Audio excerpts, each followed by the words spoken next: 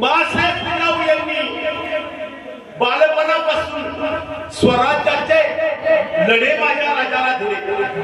मग जर सुपुत्र जन्माला यायचा असेल तर त्या मातेच्या पोटी तो पुत्र जन्म घेतो. त्या मातेची कुस देखील पवित्र लागते, त्या आई वडिलांची पुण्याई लागते.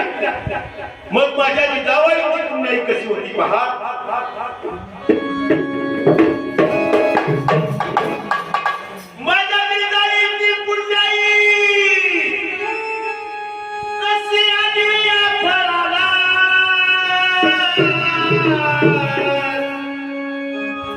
तो बापाचा बाप